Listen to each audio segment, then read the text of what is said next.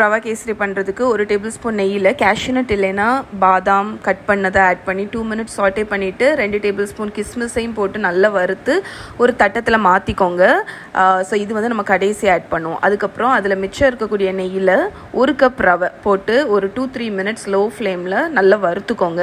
அந்த ரவை வந்து நல்லா வாசனை வர்ற வரைக்கும் நீங்கள் வந்து வறுக்கணும். இது வறுத்ததுக்கப்புறம் 1 கப் ரவைக்கு 3 கப் தண்ணி, இதுதான் அளவு.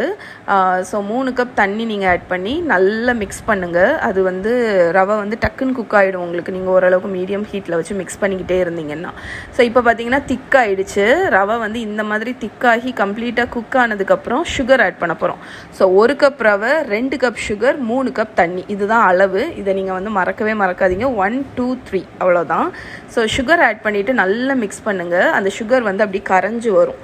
அந்த ஸ்டேஜில் நீங்கள் வந்து கைவிடாமல் கிண்டிக்கிட்டே இருக்கணும். இந்த டைமில் நீங்கள் வந்து கொஞ்சம் food colour, yellow food colour, ரவை கேசரிக்குள்ள கலர், அதுக்கப்புறம் ஒரு 1/4 கப் பால் ஆட் பண்ணுவேன். பால் வந்து ஒரு ரிச்னஸ் கொடுக்கும் இந்த ரவை கேசரிக்கு. ஸோ பால் ஆட் பண்ணிவிட்டு நல்லா மிக்ஸ் பண்ணுங்கள். அந்த கன்சிஸ்டன்சிக்கும் அந்த பால் வந்து ஹெல்ப் பண்ணும்.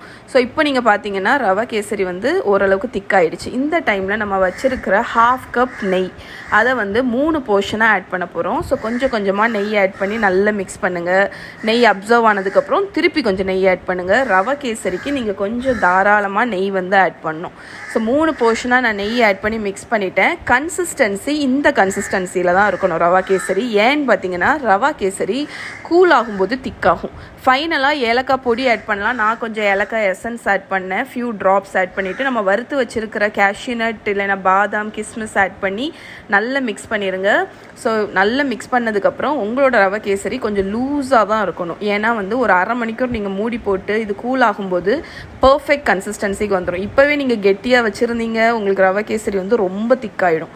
இப்போ 1/2 அன் ஹவர் கழித்து கன்சிஸ்டன்சி பாருங்கள், நம்மளோட கேசரி செம்மையான கன்சிஸ்டன்சியில் இருக்குது. இது எவ்வளோ தூரம் கூலானாலுமே உங்களுக்கு வந்து இந்த கன்சிஸ்டன்சியில் இருக்கும். ஸோ நான் சொன்ன ஸ்டேஜ்லேயே நீங்கள் ஆஃப் பண்ணிடுங்க. அவ்வளோதான், நம்மளோட ரவை கேசரி சூப்பராக ரெடி ஆகிடுச்சு. உங்களுக்கு லிட்ரலி ஒரு 15 மினிட்ஸில் நீங்கள் இதை செஞ்சு முடிச்சிடலாம். எந்த ஃபங்க்ஷன், எந்த கெஸ்ட்டு டக்குன்னு வந்தாலும் நீங்கள் இதை சிம்பிளாக செஞ்சிடலாம். ஸோ இதை ட்ரை பண்ணி பாருங்கள். ட்ரை பண்ணி பார்த்துட்டு எப்படி இருக்குன்னு சொல்லுங்கள்.